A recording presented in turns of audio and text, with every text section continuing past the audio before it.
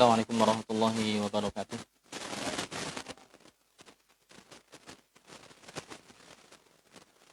Alhamdulillahi hamdan katsiran tayyiban mubarakan fihi kama yuhibbu rabbuna wa yarda. Wa asyhadu an la ilaha illallah wahdahu la syarika lah wa asyhadu anna Muhammadan abduhu wa rasuluh la nabiyya wa la rasula ba'dah. Allahumma 'allimna ma yanfa'una wanfa'na bima 'allamtana wa zidna ilman ya rabbal alamin. Teman-teman sekalian yang dimuliakan oleh Allah SWT, saudara-saudara kaum muslimin, bapak-bapak sekalian yang saya muliakan dan saya hormati, pengurus kampus jalanan, Mas Eko, Mas Gatot, dan juga siapa saja yang punya andil pelaksananya atau terselenggaranya acara rutin ya pekanan pada hari Kamis malam Jumat pada kajian Sirah Nabawiyah. Semoga Allah membalas mereka dengan kebaikan dan pahala yang banyak. Alhamdulillah pada kesempatan di malam hari ini kita bertemu lagi. Kita lanjutkan pembacaan kitab Al-Futuhat Ar-Rahmaniyah fi Syarhi Al-Urjuza Al-Mi'iyah fi Dzikri Hali Asyrafil Bariyah.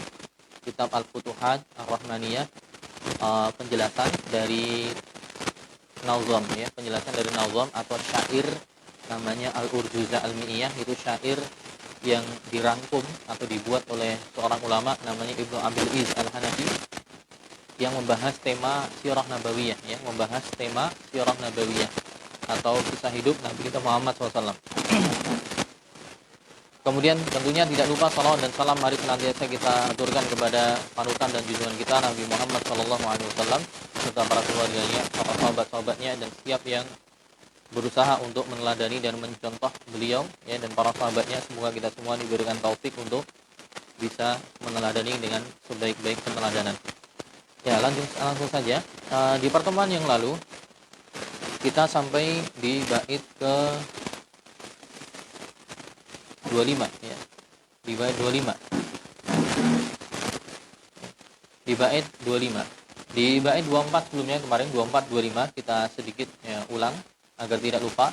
Di bait 24 pembahasan tentang Nabi SAW yang diajari sholat ya, yang diajari wudu ya. Kemarin bait 24 Ibnu Abilis mengatakan tsummal wudu awas salata 'allamah Jibril wa hiya rak'atani muhkamah ya. Kemarin setelah Nabi SAW diutus menjadi Nabi dan Rasul, kemudian Nabi SAW diajari wudu ya, diajari berwudu oleh malaikat Jibril alaihissalam.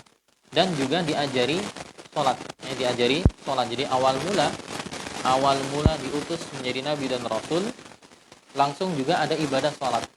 Sebelum sholat diajari berwudu terlebih dahulu, sebagaimana disebutkan oleh ya Ibnu Hisham dalam sirahnya, bahwa para ulama menyebutkan diwajibkan sholat oleh Allah SWT kepada Nabi SAW dan umatnya awal mulanya, kemudian diutus Jibril alaihissalam diajari datang untuk mengajari Nabi SAW untuk sholat.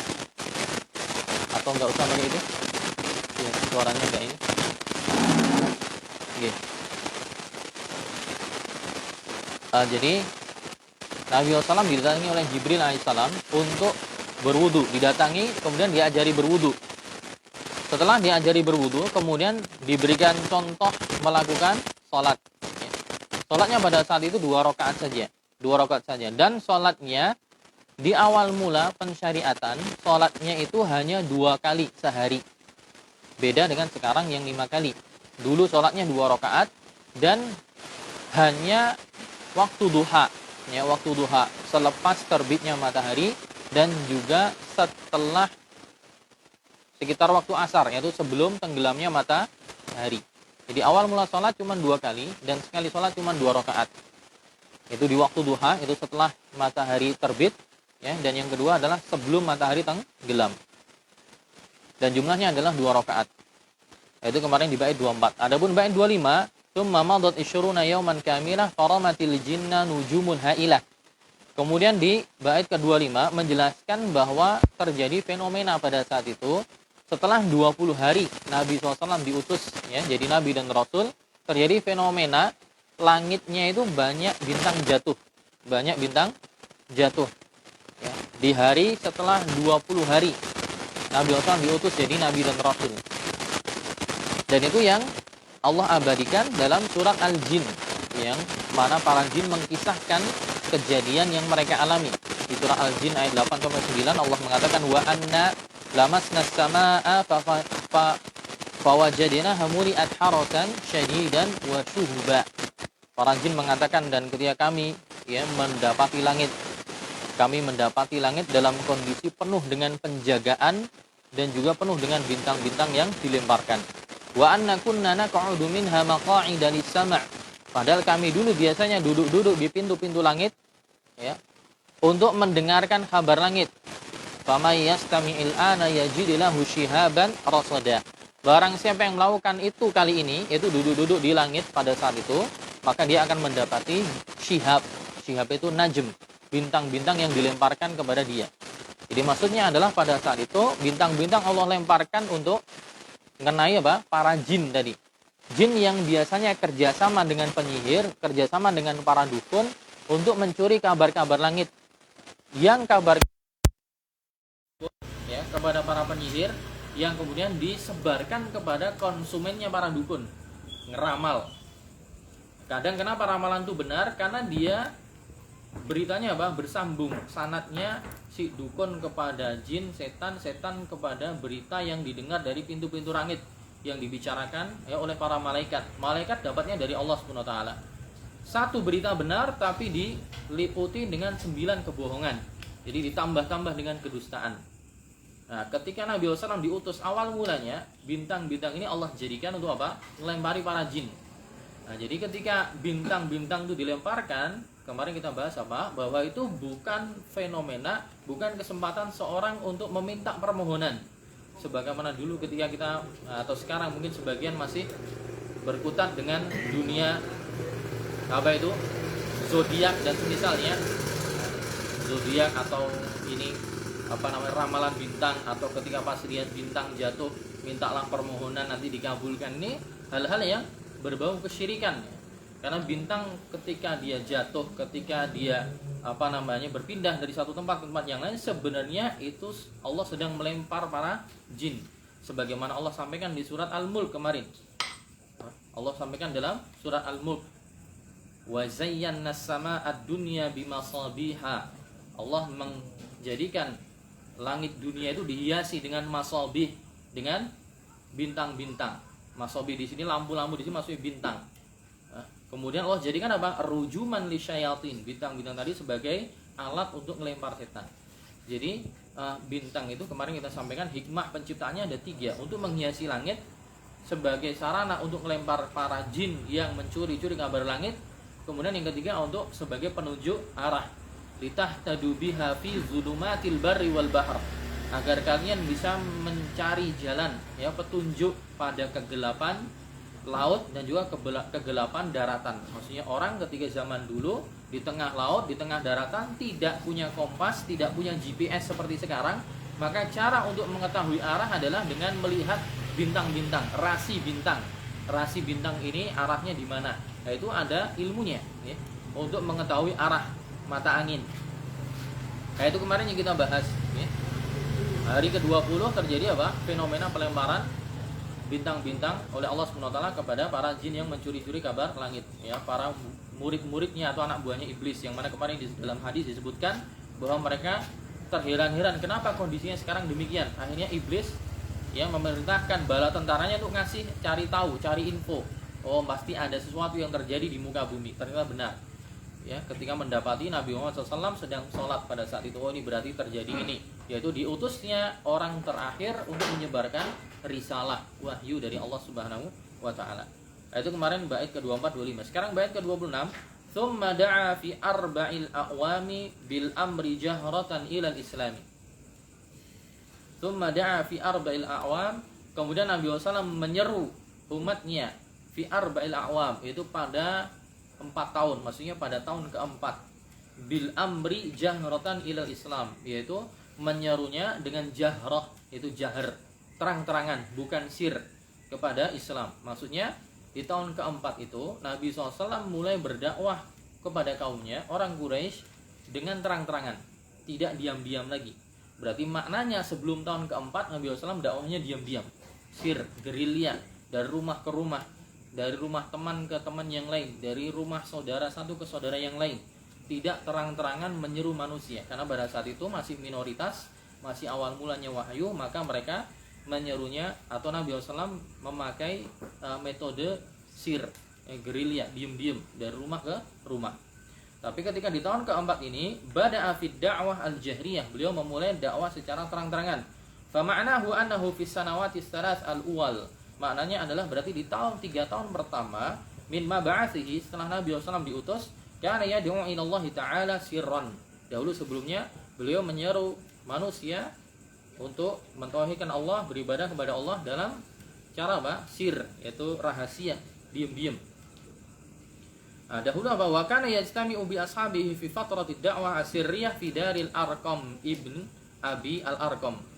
Pada saat dakwah sirriyah, diam-diam, dakwah gerilya tadi, mereka saling berjanji untuk bertemu, berkumpul, markasnya di namanya Darul Arqam, rumahnya Al-Arqam bin Abil Arqam.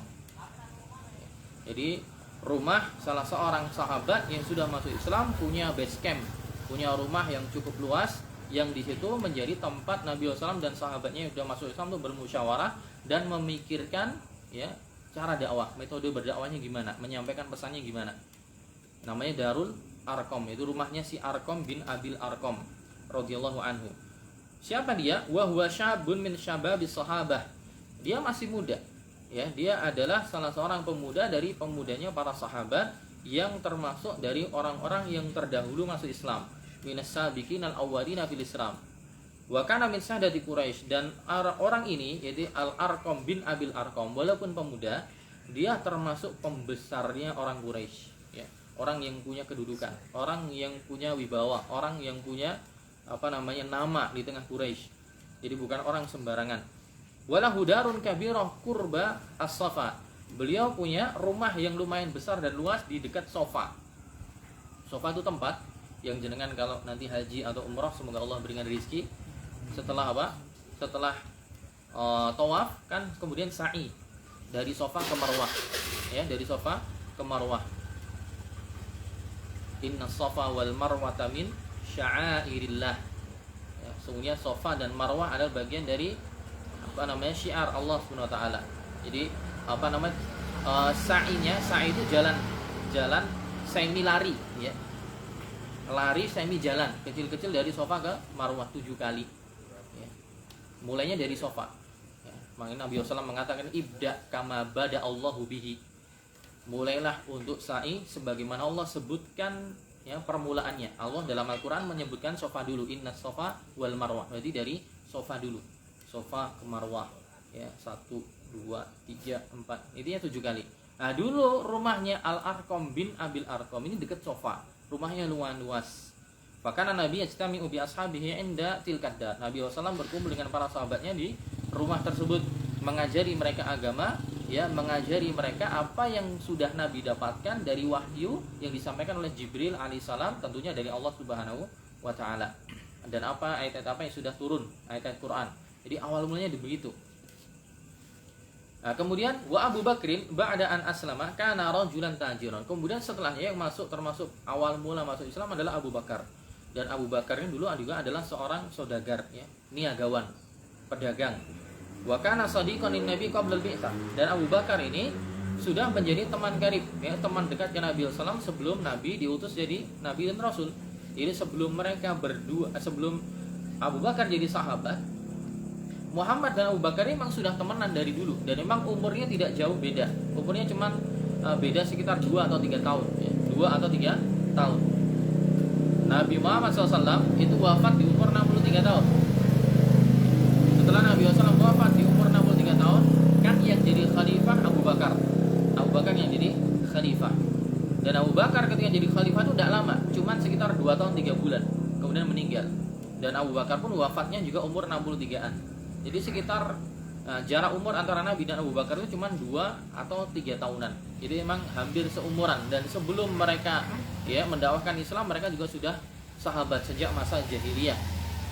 Nah, ketika Nabi SAW menyeru Abu Bakar, Ya. Abu Bakar langsung mengimani Nabi SAW.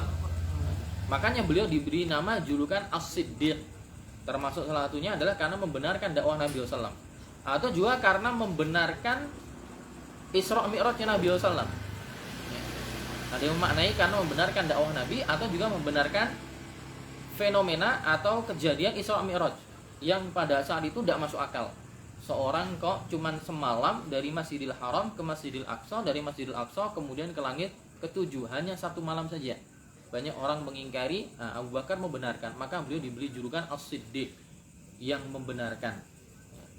Nah, intinya beliau sahabat Nabi SAW sejak ketika sebelum diangkat jadi Nabi, akhirnya beliau pun masuk Islam. Wa kanu tujjaran, dan kemudian sahabat-sahabat yang lain juga masuk Islam, dan rata-rata adalah tujjar, rata-rata adalah pedagang, niagawan. Fa aslamu ala yadayhi, mereka masuk Islam karena dakwahnya Abu Bakar. Kemudian di hari setelahnya, setelah Islamnya Abu Bakar, ja'amahu Utsman. Ya, berbondong-bondong Abu Bakar masuk Islam, kemudian Utsman bin Affan juga masuk. Wa Abdurrahman bin Auf, kemudian Abdurrahman bin Auf, Abu Ubaidah bin Jarrah, kemudian Talhah bin Ubaidillah, kemudian Zubair bin Al-Awwam, ya. Kemudian sahabat-sahabat yang lain, ya. Dan ini adalah 10 orang yang masuk surga, ya. Walaupun nanti Umar agak belakangan, ya, Umar agak belakangan masuk Islamnya. Umar agak belakangan nanti masuk Islamnya. Ini orang-orang yang istimewa yang nanti oleh Nabi SAW disebutkan mereka 10 orang yang masuk surga. 10 orang yang masuk surga itu ya 4 khalifah itu, Abu Bakar, Umar, Utsman, Ali. Kemudian ini ya Abdurrahman bin Auf, Abu Ubaidah bin Jarrah, Talhah ibn Ubaidillah, kemudian Sa'ad bin Abi Waqqas, Zubair bin Al-Awwam, Sa'ad bin Zaid, ya. Berapa semuanya? Abdurrahman bin Auf, Abu Ubaidah, Talhah, Zubair, Sa'ad bin Abi Waqqas, kemudian Sa'ad bin Zaid, 6 tambah 4 khalifah. Jadi mereka orang-orang istimewa. Tapi yang masuk Islam duluan Abu Bakar, Umar, Abu Bakar, Utsman, kemudian Abdurrahman bin Auf, Abu Ubaidah, kemudian Talha dan Zubair. Rata-rata ini apa? Mereka adalah saudagar. Rata-rata mereka adalah pedagang, niagawan. Termasuk Utsman bin Affan, ma'ruf, ya. Orang kaya raya, ahli dalam berdagang. Abdurrahman bin Auf pun sama. Abdurrahman bin Auf pun sama juga pedagang ulung, ahlinya Masya Allah. Ya, sampai disebutkan nanti kalau kita masuk ke pembahasan hijrahnya Nabi SAW ke Madinah, ya, awal mula hijrah ketika sahabat-sahabat muhajirin hijrah ke Ansor, hijrah ke Madinah, ketemu orang-orang Ansor. Awal mulanya kan apa? Terjadi namanya al-mu'akhah. Al-mu'akhah itu dipersaudarakan gitu. Nabi SAW, walaupun nanti akhirnya dinasakh, yaitu hukum mu'akhah ini dihapus. Dulu awal mula ketika sahabat hijrah dari Mekah ke Madinah, dalam rangka untuk menghibur hatinya para sahabat muhajirin yang meninggalkan Mekah menuju Madinah. Mereka meninggalkan Mekah menuju Madinah, ninggalin anak, ninggalin istri, bagi sebagian yang belum masuk Islam, ninggalin rumah, ninggalin usaha, bisnis yang sudah dibangun di Mekah, ninggalin saudara, kemudian pindah ke Madinah, ya, tentu sedih, kehilangan harta, kehilangan keluarga. Makanya ketika nanti dalam pembahasan ketika hijrah ke Madinah, Nabi SAW mempersaudarakan orang-orang muhajirin dengan orang-orang Ansor, dijadikan saudara.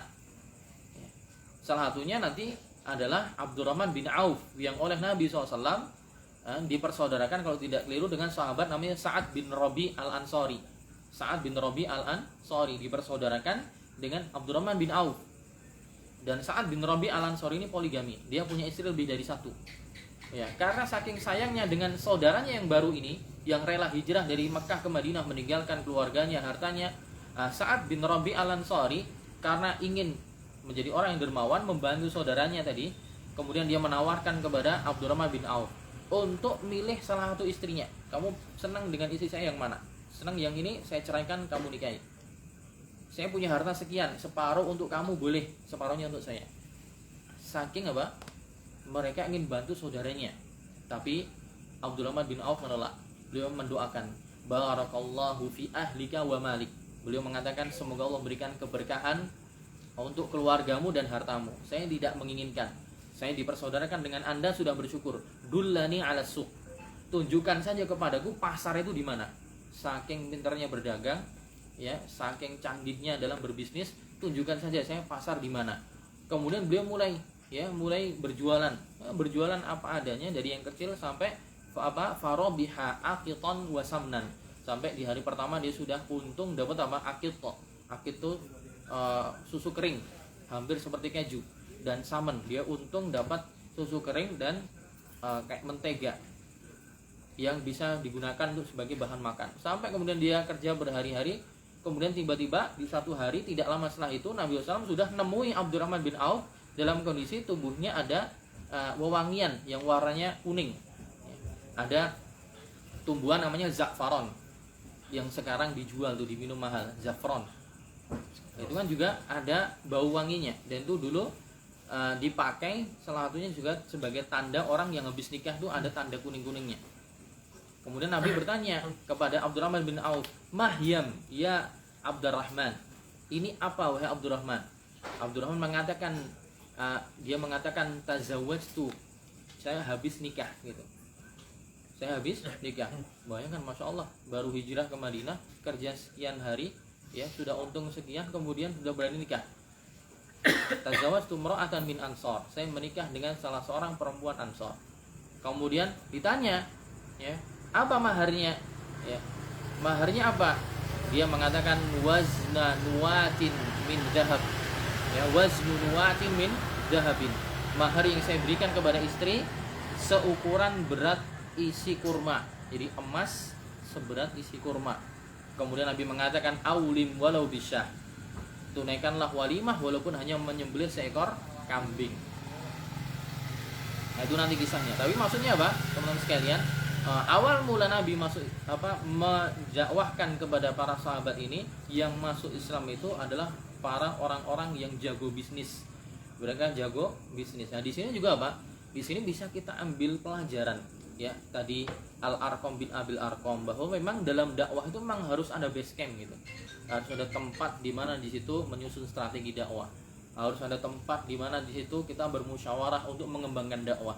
Apalagi di era seperti ini, dakwah di era digital, dakwah di era informasi yang semakin maju, ya, pakai media ini dan itu, agar memberikan maslahat dan manfaat lebih besar, perlu ada markas khusus, tempat khusus untuk musyawarah, untuk saling memberikan nasihat untuk kebaikan dakwah. Ada tempat khusus memang, sebagaimana apa yang dilakukan Nabi di awal mula di rumahnya Al-Arqam bin Abil Arqam. Dan juga dakwah itu butuh juga jihad. Jihad tidak harus dengan tidak harus dengan jiwa, dengan nyawa, tapi juga dengan harta. Memang kesuksesannya mau tidak mau juga ada peran-peran orang yang seperti ini.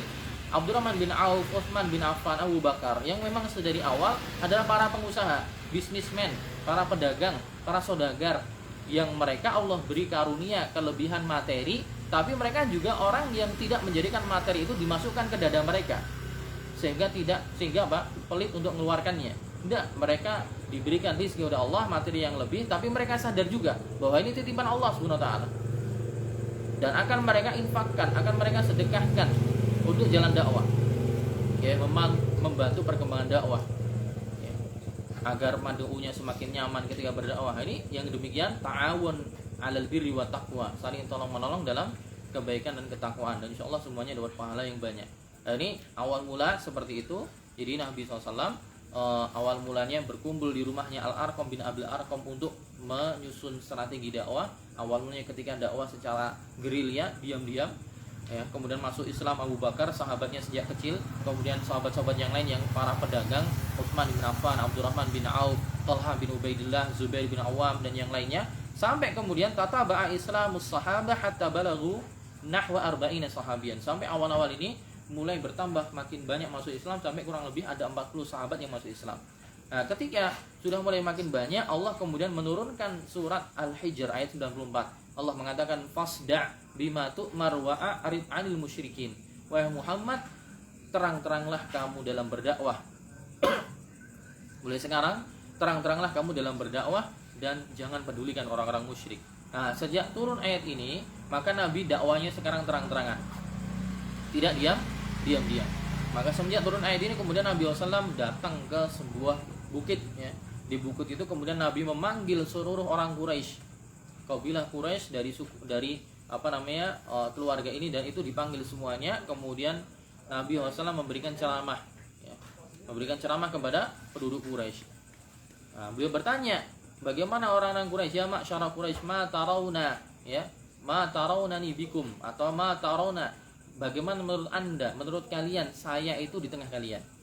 Mereka mengatakan, ma ra'ainaka illa siddiqan aminan, tidaklah kami melihat Anda kecuali Anda itu orang yang jujur, orang yang amanah, ya. Jadi semua orang mengakui akhlaknya Nabi SAW, ya, bahkan semenjak beliau diutus jadi Nabi, jujur, amanah, tidak berdusta, tidak berbohong. Dan Nabi mengatakan, "Thayyib, kalau kalian meyakini saya itu orang yang jujur, tidak berdusta, bagaimana jika misalnya saya mengatakan di belakang bukit ini besok pagi akan ada pasukan yang menyerang kalian, ya, secara tiba-tiba." Jadi misalnya saya ngomong di belakang bukit ini besok pagi akan ada pasukan yang menyerang kalian tiba-tiba. Kira-kira kalian percaya nggak dengan statement yang saya sampaikan, kabar yang saya sampaikan? Mereka mengatakan, kami akan membenarkan Anda karena kami melihat Anda tidak pernah berdusta. Jadi sebenarnya apa yang akan disampaikan Nabi, mereka mengatakan kami akan percaya. Thayyib, berarti konsekuensi dari kepercayaan ini, berarti harusnya mereka percaya dengan apa yang akan disampaikan Nabi setelahnya dan dalam tema yang lainnya. Akhirnya Nabi mengatakan, "Thayyib, saya akan kabarkan anni Rasulullah, bahwa saya adalah Rasulullah, utusan Allah ilaikum, kepada kalian." Ya. Nabi mengabarkan, kalau kalian percaya, berarti harusnya percaya juga kalau saya adalah utusan Allah yang mengajak kepada peribadatan kepada Allah. Giliran ngomongin masalah agama, langsung mereka menolak. Bahkan pamannya sendiri, Abu Lahab, mengatakan, "Tabban laka ya Muhammad, celakalah kamu wahai Muhammad, ajama'tana li hadza, apakah kamu mengumpulkan kami hanya untuk menyampaikan pesan yang seperti ini?" Ya, jadi malah memusuhi, karena dia Abu Lahab mendoakan keburukan kepada Nabi SAW, dibalas oleh Allah dengan keburukan yang lain. Allah turunkan surat Al-Lahab, tabbat yada abi lahabiw wa tabb ma aghna anhu maluhu wa ma kasab. Celakalah, ya, tangannya Abu Lahab, ya, maksudnya Abu Lahab celakalah keseluruhan dan sungguh dia akan celaka, tidak bermanfaat hartanya dan apa yang dia hasilkan. Jadi Nabi SAW itu punya paman sebenarnya jumlahnya 10, ya, sebagaimana dijelaskan oleh Syekh Utsaimin dalam Syarah Al-Aqidah Al-Wasithiyah. Nabi SAW itu sebenarnya punya paman jumlahnya 10. Pamannya di sini adalah paman kandung atau juga paman seayah. Paman kandung itu maksudnya adalah pamannya Nabi SAW itu dulu adalah saudara kandungnya bapaknya Nabi. Ada yang saudara kandung bapaknya, ada yang saudara bapaknya tapi seayah. Maksudnya berarti kakeknya Nabi SAW, Abdul Muthalib, berpoligami. Berarti paman kandung itu berarti dulu bapaknya Nabi Abdullah punya saudara tapi sekandung. Jadi bapak ibu mereka sama. Tapi ada juga paman yang seayah, ayahnya sama, ibunya beda. Nah, sebenarnya jumlahnya pamannya Nabi itu ada 10. Tapi yang mendapati Islam, ya, mendapati dakwah Islam hanya 4. Alias yang 6 sudah meninggal sebelumnya, sebelum Islam datang, sebelum Muhammad SAW diutus jadi Nabi dan Rasul di umur 40 tahun. Jadi sebelumnya yang 6 sudah meninggal semua, tinggal 4 yang mendapati dakwah Islam. Dari yang 4 itu, 2 masuk Islam, 2 tidak masuk Islam.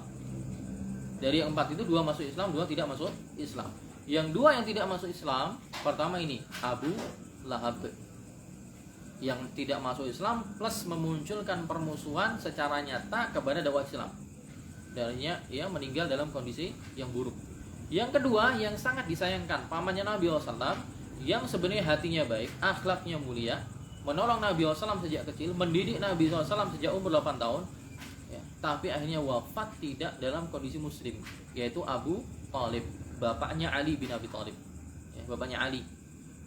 Jadi 2 yang tidak masuk Islam, yang satu memusuhi memang, yang satu menolong, tapi sampai akhir hayatnya tidak masuk Islam. Nah, yang 2 lagi masuk Islam dan baik keislamannya. Yang pertama adalah Hamzah bin Abdul Muthalib, yang akhirnya wafat di perang Uhud nanti tahun ke-3 Hijriah. Ya, wafat karena ditombak oleh Wahsy budak hamba sahaya yang diutus oleh Hindun bintu Utbah, istrinya Abu Sufyan. Wafat di tahun ketiga Hijriah pas perang Uhud. Yang kedua adalah pamannya Nabi yang lain yang masuk Islam, Al-Abbas, bapaknya Abdullah, yang masuk Islam tahun 2 Hijriah setelah menjadi tawanan, ya. Tawanan perang setelah orang Quraisy kalah perang Badar Kubro, perang Badar Kubro, ditawan. Salah satu yang ditawan adalah Al-Abbas, dan dia masuk Islam. Jadi 4 yang ketemu Islam, 2 masuk Islam, Al-Abbas dan Hamzah. 2 tidak masuk Islam, yaitu Abu Thalib dan Abu Lahab.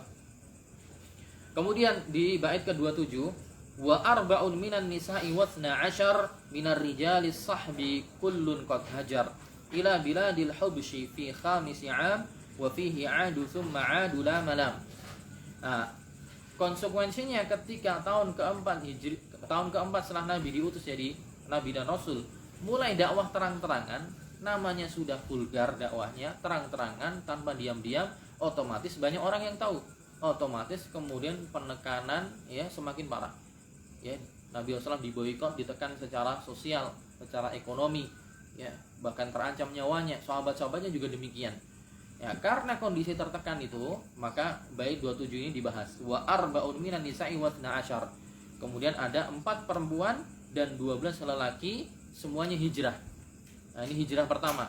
Karena untuk menyelamatkan nyawa, maka Nabi SAW memerintahkan sebagian sahabat untuk hijrah dari Mekah ke Habasyah. Habasyah ini Mas Mus'ab, ya, Habasyah. Habasyi. Benar ya? Ya, Ethiopia, ya. Barangkali keluarganya Mas Mus'ab dulu simbah-simbahnya ada yang nolong, ya. Mas Mus'ab belakang ini yang ikut kajian. Jadi 4 orang perempuan dan 12 orang lelaki, 16 orang hijrah dari Mekah pertama menuju Habasyah. Hijrah pertama, kloter pertama dari Mekah ke Habasyah. Ila biladil hubshi, yaitu ke negeri Hubash. Hubash itu Habasyah, Ethiopia. Fi khamisi 'am, yaitu tahun kelima setelah Nabi diutus. Wa fihi 'adu tsumma 'adu la malam. Tapi di tahun yang sama akhirnya mereka nanti pulang lagi. Jadi tahun kelima itu hijrah dari Mekah ke Habasyah, jumlahnya 16 orang. Baru bentar di sana pulang lagi ke Mekah. Nanti karena ada kabar orang-orang Quraisy katanya masuk Islam. Ternyata setelah sampai ke Mekah mereka nggak masuk Islam. Ya, hoax. Akhirnya kemudian mereka pergi lagi ke Habasyah untuk kloter kedua, kali yang kedua, fase kedua, dengan jumlah yang lebih banyak. Nah, itu ulama berbeda pendapat. Ada yang mengatakan jumlahnya 100 orang, ada yang mengatakan jumlahnya 101. Nah, kita baca. Nah, dikatakan di sini 16 orang, ya, arba'un minan nisa wa 12 minar rijal. Itu 4 perempuan dan 12 lelaki. Mereka hijrah ke Habasyah, dan ini adalah hijrah yang pertama. Ya, hijrah yang pertama. Dan di sini wa hadza khilafun ma'ruf.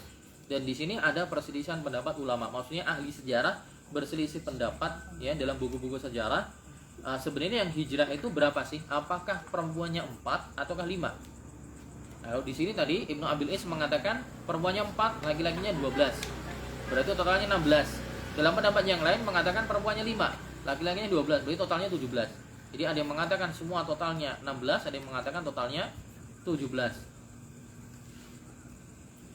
Jadi farru bidinihim minat ta'dzib. Mereka melarikan diri, menyelamatkan agama mereka, ya, dari gangguan yang alladzi ta'arradu lahu min Quraisy, yang didapatkan dari orang-orang Quraisy.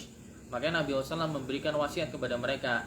Dalam hadis riwayat disebutkan dalam sirah Ibnu Hisham, Nabi mengatakan inna bil habasyah malikan la yuzlamu indahu ahad. Inna bil habasyah malikan la yuzlamu indahu ahad. Nabi menyampaikan, sesungguhnya di Habasyah sana ada seorang raja yang jika orang meminta suaka kepada dia, minta perlindungan, dia tidak akan dizalimi. Dia tidak akan dizalimi.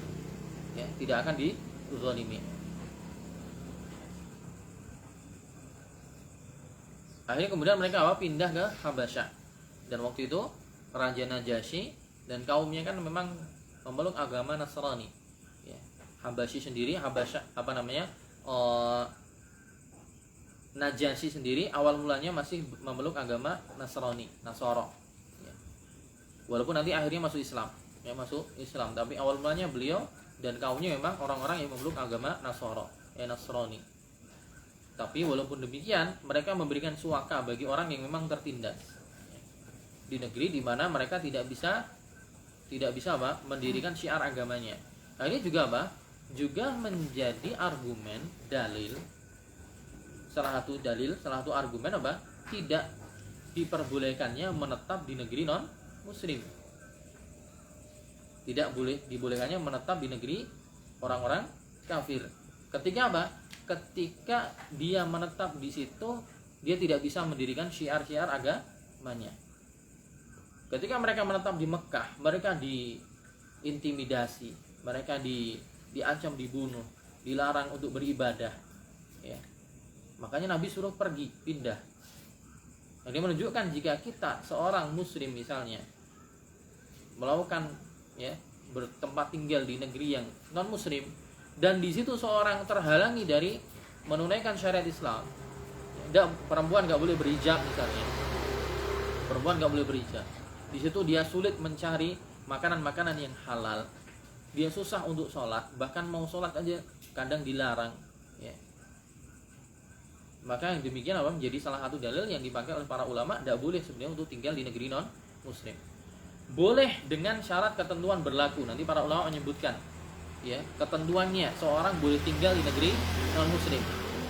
Seperti yang disampaikan Syekh Muhammad bin Shalih Al-Utsaimin dalam Syarah Riyadhus Shalihin.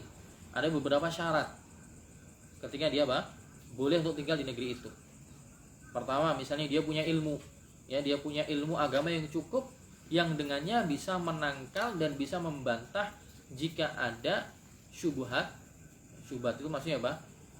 Ya, penyimpangan-penyimpangan yang dilakukan oleh orang non muslim tadi dalam rangka menjadikan kita ragu dengan agama kita.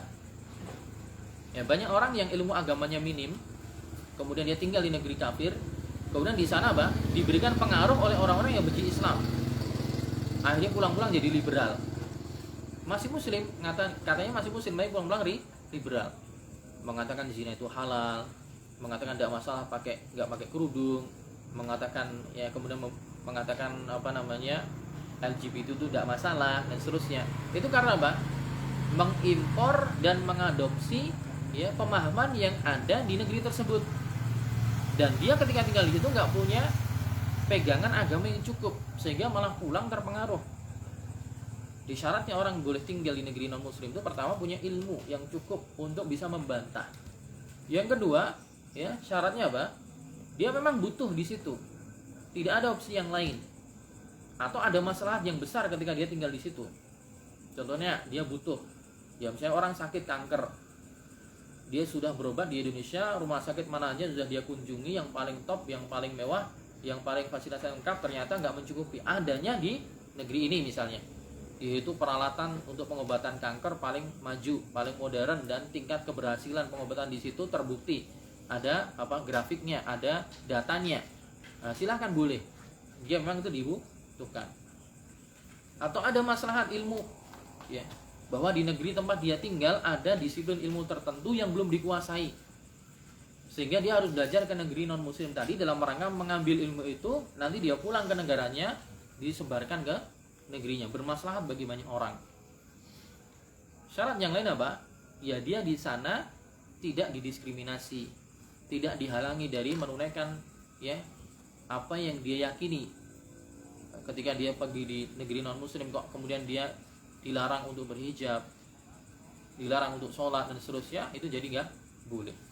Kemudian ada masalah yang lain, misalnya dia tinggal di situ dalam rangka dakwah dan dibolehkan, ya, seperti banyak orang-orang Arab yang sekarang tinggal di Amerika misalnya dalam rangka dakwah, kayak yang kemudian akhirnya mendirikan kampus, ya, termasuk penulis buku ini, Syekh Walid, Profesor Walid bin Idris Al-Manisi, itu aslinya Mesir, di Saudi lama ngajar, kemudian sekarang tinggalnya di Amerika, di Minnesota, di negara bagian Minnesota. Tapi beliau di sana dalam rangka dakwah, makanya beliau sampai mendirikan kampus namanya Al-Jami'ah Al-Islamiyah Minnesota. Jami'ah Islamiyah Minnesota, Al-Jami'ah Islamiyah di Minnesota, atau Islamic University of Minnesota. Nah, dan tidak ada yang ngalangi, ada apa seperti itu. Dia punya ilmu, dia dakwah di situ boleh. Tapi kalau cuman tinggal tanpa ilmu di situ, agamanya susah, nah itu mudaratnya lebih besar. Dan dalam kaidah fikih apa? Ad-dararu yuzal. Mudarat itu harus dihilangkan. Apalagi mudarat berkaitan dengan ideologi dan agama, ini lebih bahaya. Ya, pulang-pulang jadi tidak berminat pada Islam, ulang-ulang jadi mengatakan semua agama benar, nah ini bahaya. Ya. Kemudian faniswatul khamsah ma azwajihinna. Nah, kemudian di sini disebutkan secara detail. Nah, tadi kan khilaf tuh. Ada yang mengatakan perempuannya 4, laki-lakinya 12. Ada yang mengatakan perempuannya 5, laki-lakinya 12. Nah, bagi yang berpendapat perempuannya 5, siapa aja sih 5 itu? Nah, ini yang kita baca. Di sini Syekh Walid bin Idris Al-Manisi menyebutkan 5 perempuan itu yang hijrah pertama kali ke Habasyah. Pertama siapa? Ruqayyah bintun Nabi. Ruqayyah putrinya Nabi SAW yang jadi istrinya Utsman. Jadi yang hijrah berpasangan Ruqayyah dengan suaminya. Ruqayyah bintu Muhammad dengan Utsman bin Affan. Nah, pasangan pertama Ruqayyah sama Utsman berarti beliau ikut hijrah pertama ke Habasyah. Yang kedua adalah Ummu Salamah dan suaminya Abu Salamah bin Abdul Asad. Ummu Salamah dan Abu Salamah bin Abdul Asad, yang mana nanti Abu Salamah meninggal, kemudian Nabi menikahi Ummu Salamah, jadi istrinya Nabi. Tapi dua sahabat dan sahabiah ini, Ummu Salamah dan Abu Salamah termasuk orang-orang yang pertama kali masuk Islam, bahkan termasuk yang hijrah ke Habasyah. Jadi Ruqayyah dengan Utsman, kemudian Ummu Salamah dengan Abu Salamah, dua pasangan. Pasangan ketiga Sahlah bintu Suhail. Ya, Sahlah bintu Suhail, perempuan namanya Sahlah bintu Suhail bersama suaminya Abu Hudzaifah bin Utbah. Abu Hudzaifah bin Utbah bin Rabi'ah. Abu Hudzaifah bin Utbah bin Rabi'ah. Jadi yang ketiga. Yang keempat, ya, Laila bintu Abi Khaythamah Al-Adawiyah. Laila bintu Abi Khaythamah Al-Adawiyah bersama suaminya Amir bin Rabi'ah. Amir bin Rabi'ah. Ini nama-nama asing ya, yang jarang kita dengar. Ya, sahabat tuh banyak sekali. Ya, sahabat tuh banyak sekali. Dan peneladanan yang baik adalah kita meneladani mereka. Kita kenal mereka, namanya siapa, peristiwa yang pernah dijalani apa. Ya, jangan sampai lebih hafal pemain bola ya. Nanti transfer Januari itu dari fulan ke sini, pelatihnya dari ini pindah ke sini. Masya Allah, hafal semua. Dari yang Liga 3, Liga 2, Liga 1 sampai Liga Eropa hafal semua. Tapi ditanya tentang orang yang lebih pantas, saya di sini sedang menyindir Mus'ab ya dan temennya. Harus kenal ya. Jangan sampai orang-orang yang lebih pantas untuk kita teladani, kita lupa dan tidak kenal namanya. Tapi yang lain ya, yang sebenarnya tidak pantas untuk diteladani atau tidak ada manfaatnya untuk kita tahu namanya, justru malah kita yang hafal. Jadi yang keempat adalah Laila bintu Abi Khaythamah Al-Adawiyah dengan suaminya namanya Amir bin Rabi'ah. Yang kelima adalah Ummu Kulsum bintu Suhail bin Amr. Ummu Kulsum bintu Suhail bin Amr, bukan Ummu Kulsum yang putrinya Nabi, ini Ummu Kulsum yang lain. Ummu Kulsum yang putrinya Nabi itu nanti jadi istrinya Utsman juga setelah Ruqayyah meninggal. Ruqayyah meninggal tahun 2 Hijriah, kemudian dinikahkan oleh Nabi SAW dengan putrinya yang lain, Ummu Kulsum. Utsman jadi nikah dengan Ruqayyah, kemudian nanti nikah dengan Ummu Kulsum. Ini ke Ummu Kulsum yang lain. Ummu Kulsum bintu Suhail bin Amr bersama suaminya namanya Abu Sabrah bin Abdul Uzza. Abu Sabrah bin Abdul Uzza. Jadi Ruqayyah dengan Utsman, Ummu Salamah dengan Abu Salamah, Sahlah bin Suhail ya dengan Abu Hudzaifah bin Utbah bin Rabi'ah, Laila bintu Abi Khaythamah Al-Adawiyah dengan Amir bin Rabi'ah, kemudian Ummu Kulsum bintu Suhail bin Amr dengan Abu Sabrah bin Abdul Uzza. Jadi 10, perempuan 5, laki-laki 5. Ya. Jadi yang berpasangan 5 pasangan, totalnya 10. Nah, yang jumlah berapa? Yang jumlah ada 7. Zubair bin Awwam. Ya, Az-Zubair ibnu Awwam, Abdurrahman bin Auf, Mus'ab bin Umair. Oh, Mus'ab lagi nih. Az-Zubair bin Awwam, kemudian Abdurrahman bin Auf, kemudian Mus'ab bin Umair. Kemudian Hatib ibn Amr. Kemudian Utsman ibn Maz'un.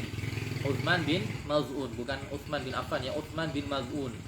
Kemudian Abdullah bin Mas'ud dan juga Hashim ibn Umair. Ya, Hashim bin Umair. Jadi yang jumlah ada 7, yang berpasangan ada 5. Yang berpasangan jadi 10 orang ya. Yang jumlah Zubair bin Awam, Abdurrahman bin Auf, Mus'ab bin Umair, Hatib bin Amr, Uthman bin Maz'un, Abdullah bin Mas'ud, dan juga Hashim bin Umair. Inilah 17 orang ya, totalnya semua 17 orang. Bagi yang berpendapat 17, karena ada yang berpendapat jumlahnya 16. Jadi 5 perempuan dan yang 12 lelaki. Dan di tahun yang sama, sedikit lagi ya, tahun yang sama di tahun kelima, fil amil khamis min bi'tsati kanatil hijrah al-ula. Ini hijrah pertama ke Habasyah. Wa fihi adu, tapi di tahun yang sama mereka akhirnya pulang juga. Setelah sampai ke Habasyah sekian waktu, pulang lagi ke Mekah. Ai adu ilal Habasyah, pulang ke Mekah, pulang lagi ke Habasyah lagi untuk kedua kalinya. Nah, sebabnya apa sih? Sebabnya kenapa orang-orang yang sudah hijrah ke Habasyah 17 orang tadi kok pulang lagi ke Mekah? Sebabnya apa? Sebabnya adalah mereka berpikir, mereka menganggap atau terjadi kabar burung, hoax. Jadi hoax sudah tersebar di saat itu, nggak tahu istilahnya apa di zaman itu. Tersebar bahwa penduduk Mekah masuk Islam semua. Nah, udah masuk Islam ngapain hijrah? Pulang lagi aja ke Mekah. Setelah pulang ke Mekah ternyata tidak masuk Islam, justru malah makin parah penindasannya. Akhirnya pergi lagi. Ya. Sebabnya apa? Di sini disebabkan jadi mereka pergi ke Mekah fi nafsil 'am li annahum balaghahum anna Quraisyan aslamat. Karena mereka mendapat kabar bahwa Quraisy katanya masuk Islam. Ba'da an hajaru ila al-Habasyah kana hasala mauqifun wa huwa sujudu Quraisy lamma ta'ala Nabi sallallahu alaihi wasallam surat An-Najm.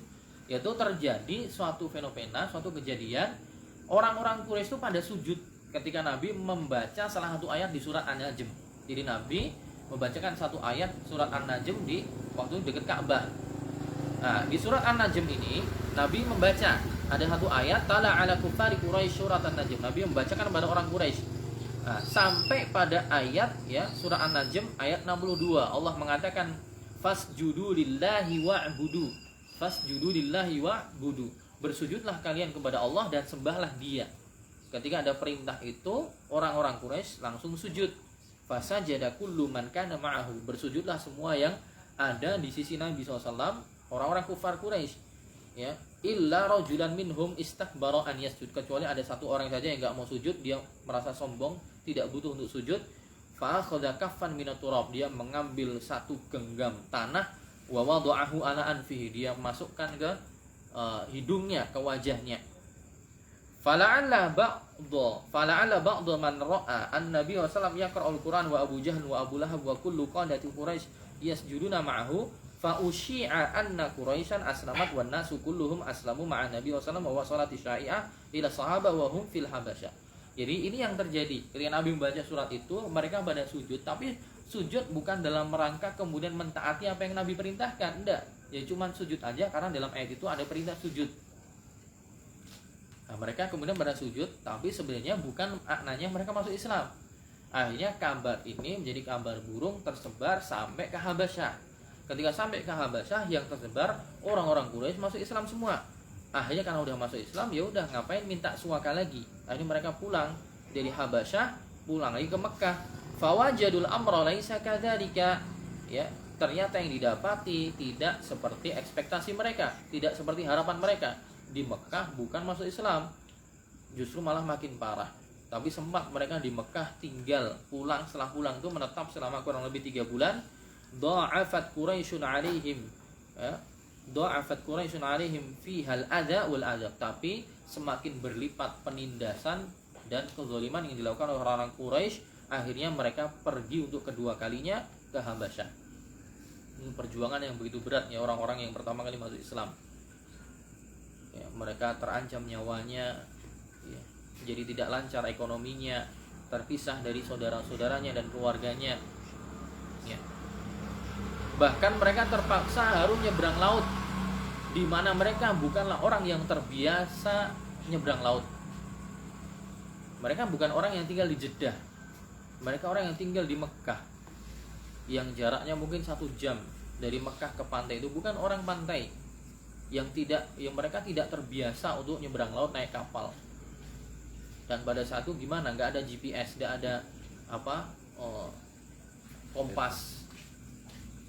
Gimana cara berlaut? Misalnya di tengah laut kemudian ya ombak besar, badai dan misalnya tenggelam tengah jalan udah selesai.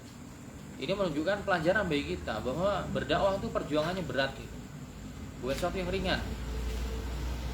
Dan kita sekarang kan tinggal terima hasilnya. Nah, hasilnya ini jangan dibuat untuk sendiri, di-share untuk teman-temannya, di-share untuk keluarganya, kakaknya, adiknya, ibunya, bapaknya yang belum sholat, yang belum mau ngaji, yang lupa agama, diingatkan. Nabi SAW dan sahabatnya dulu berjuang seperti ini, rela ya, kehilangan harta, nyawa, kesempatan, masa muda jadi kacau ya, karena seperti ini. Bisnis jadi tidak lancar karena yang memikirkan ancaman nyawanya. Nah, ini jadi pelajaran bagi kita. Jangan jadikan ini hanya sebagai cerita pengantar tidur saja, tapi ibrohnya juga diambil. Jadi mereka pergi ke Habasyah untuk kedua kalinya. Di hijrah yang kedua, jumlahnya berapa? Sama niya asyarata imra'ah. Jumlahnya lebih banyak. Tadi cuma 4 perempuan atau 5 perempuan, ini jadi 18 perempuan. Dan juga 82 lelaki. Jadi perempuannya 18, lelakinya 82. Dalam riwayat yang lain, lakinya 83. Ya, berarti khilaf. Ada yang mengatakan berarti totalnya 100, ada yang mengatakan 101. Wa hadza huwal masyhur, lakinnal ini yang pendapat yang masyhur, yaitu jumlahnya cuma 100, 18 perempuan, 82 laki-laki. Tapi ya penulis Ibnu Abil Is berpendapat 101. Ya, laki-lakinya 83, perempuannya 18. Ya, mungkin itu dulu. Lanjutkan bait ke-29 di pertemuan yang akan datang. Terima kasih banyak. Ya, subhanakallahumma bihamdika asyhadu an la ilaha illa anta astaghfiruka wa atubu ilaik. Assalamualaikum warahmatullahi wabarakatuh. Apa Mas? Ini tadi kan ada yang jomblo-jomblo itu. Heeh. Itu apakah mereka benar-benar jomblo atau mereka istrinya nggak mau ikut kalian? Abraham bin Auf setahu saya sudah ada. Ada tahu di masa itu? Tidak tahu di masa itu. Nggak ada penjelasan. Nggak ada penjelasan. Ketika awal-awal itu kemungkinan dia masih muda juga, masih muda. Ini tahun keempat setelah Nabi ini, setelah apa namanya? Setelah Nabi diutus, tahun keempat atau tahun kelima? Antum pastikan dulu. Antum pastikan dulu, coba cari, barangkali ada info yang lain. Tapi kalau dari penjelasan yang beliau hijrah ke Madinah, kemudian dipersaudarakan dengan tadi apa Amr bin Rabi al-Ansari, sampai Amr bin Rabi menawarkan istrinya loh. Ya, langsung Ya bisa jadi gitu. Mungkin istrinya nggak masuk Islam, ya bisa jadi kan. Taruhlah misalnya dia udah punya istri. Tapi kalau istrinya nggak masuk Islam kan dia jomblo juga. Ya kan? Antum gimana kalau dipersaudarakan dengan Abdurrahman bin Auf? semuanya perlunya yang lain sering. Kalau antum dipersaudarakan dengan Abdurrahman bin Auf gimana?